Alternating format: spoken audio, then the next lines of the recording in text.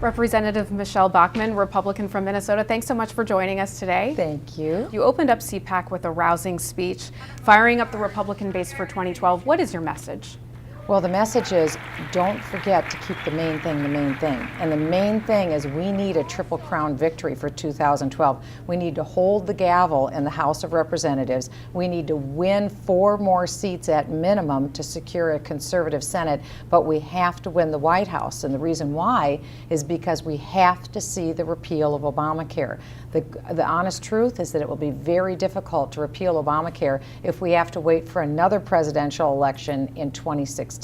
If we're going to actually repeal this bill, it must be done in 2012. And at the level of debt that we're accumulating right now, the Office of Management and Budget is telling us if Barack Obama has a second term, we could go from really a staggering $14 trillion in debt today to $21 trillion in debt when he leaves. So for financial and fiscal reasons, we need to change presidents in 2012 and also to change policies on getting rid of essentially socialized medicine under Obamacare. So in order to do that, we have to capture the White House, which means repealing President Obama effectively. That's keeping the main thing the main thing. House Republicans say they've now pledged the $100 billion in spending cuts promised in the midterm elections. You are the chair of the House Tea Party Caucus. What is your view? Is $100 billion enough?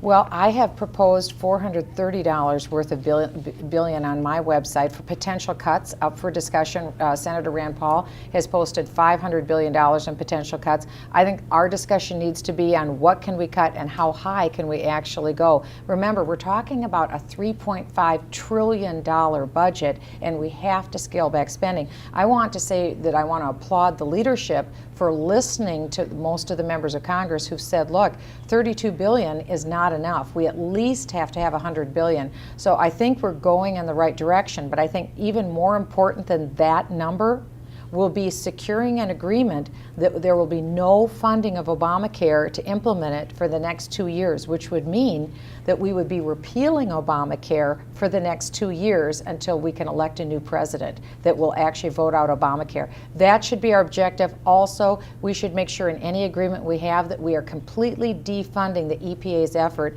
to institute cap and trade, which is a brand new energy tax. That's the last thing we need right now, especially with gasoline over $3 a gallon in many parts of the country. So I think we need something to change the arc of history.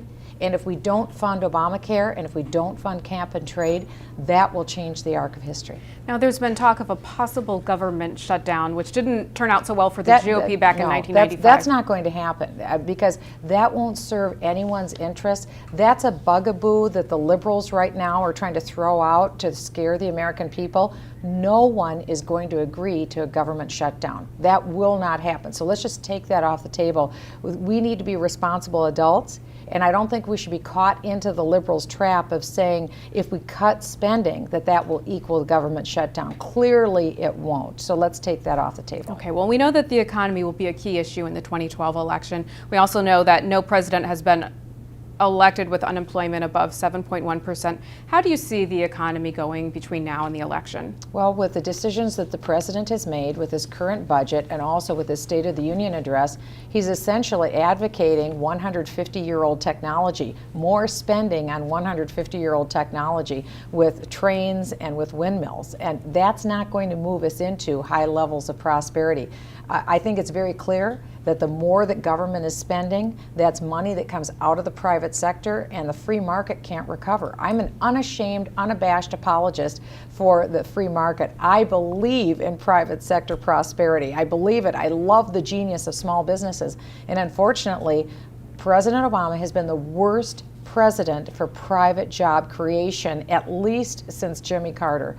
And so what we need to do, again, is to effectively repeal this president so we can see job growth. We haven't seen it for over 20 months with this president. It doesn't seem we'll see it in the next 2 years with his current policies. Representative Bachmann, your name has been floating out there as being a possible presidential candidate in 2012. Do you plan to run? I plan to be a part of the conversation, and I haven't made a decision either way. I haven't decided not to run, nor have I decided to run. As you and your viewers can imagine, this is a large, life-changing decision, and we have to make sure that this is the right decision at the right time, and so this needs to have thoughtful consideration put into it. If you were to announce, when would you announce? Well, more importantly, I'm trying to be a part of the conversation right now. I think that for the next 2 years to focus solely on the identity of our nominee would be a big mistake, because too often conservatives have pulled defeat out of the jaws of victory. I believe we can win the White House. The most important consideration is to make sure that Barack Obama does not get a second term for the future of this country and for the well-being of the next generation. That's why we have to keep the main thing by focusing on the issues. And so I'll be visiting a lot of the primary states. These are very important people that live in Iowa, New Hampshire, and South Carolina. They'll determine our nominee. And so I want to have the issues that are the most important signature issues at the top of their mind, because we need to have a courageous, constitutional conservative for our nominee, someone who meets these criteria. They need to understand the times that we live in. They need to know what to do, and they need to have the political courage to do what has to be done. Last question real quickly. Donald Trump spoke on the opening day of CPAC. What do you think about his possible candidacy?